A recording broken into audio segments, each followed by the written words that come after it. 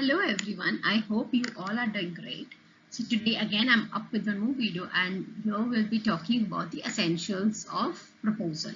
हम लोगों ने already 4 essentials पढ़ लिए थे, that there should be 2 parties, that there should be willingness to communicate or when is communication complete.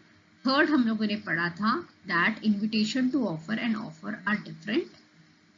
And then we have also discussed about that proposal can be positive as well as negative, that is to do something or not to do something.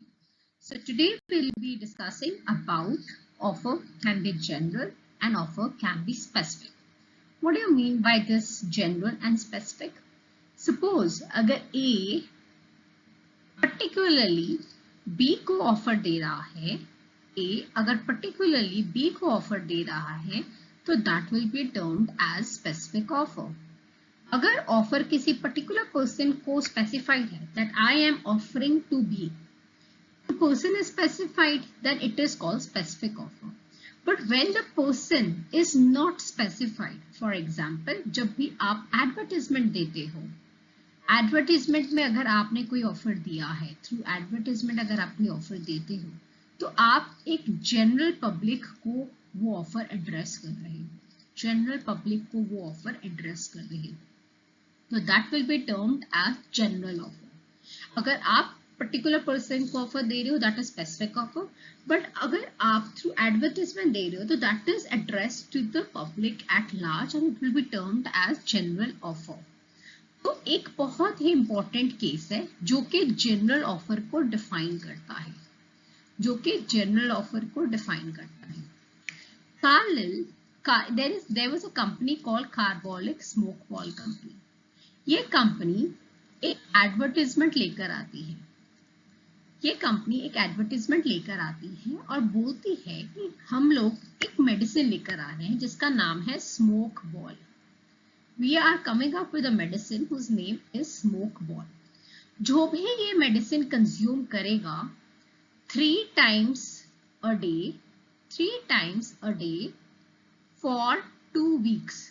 For 2 weeks if you consume this medicine, आपको influenza नहीं होगा. उस समय बहुत ही influenza फैल रहा था, तो उसको रोकने के लिए this company had come up with an advertisement और उन्होंने लिखा था कि स्मोक बॉल को अगर 3 times a day for 2 weeks अगर कोई इंसान कंज्यूम करेगा तो उसको इन्फ्लुएंजा नहीं होगा. एंड अगर इन्फ्लुएंजा हो जाता है तो वी आर रेडी, कंपनी बोलता है वी आर रेडी टू पे 100 pounds. We are ready to pay 100 pounds.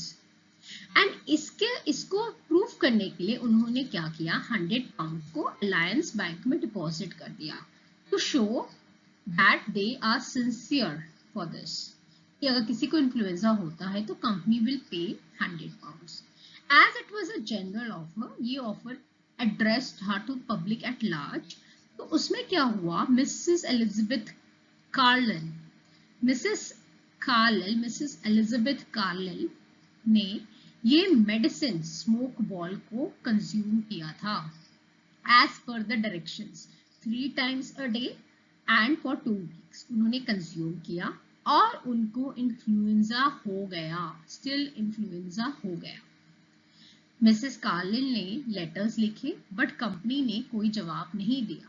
जब 3rd टाइम उसने लेटर लिखा तो कंपनी बोलता है कि डू वन थिंग, आप ये मेडिसिन हमारे रिप्रेजेंटेटिव के आगे खाकर देखो, अगर फिर से आपको इन्फ्लुएंजा होता है तो वी आर रेडी टू पे you 100 pounds. But Elizabeth Carlick did not agree to this. She filed a case against them. She sued Carbolic Smoke Ball Company.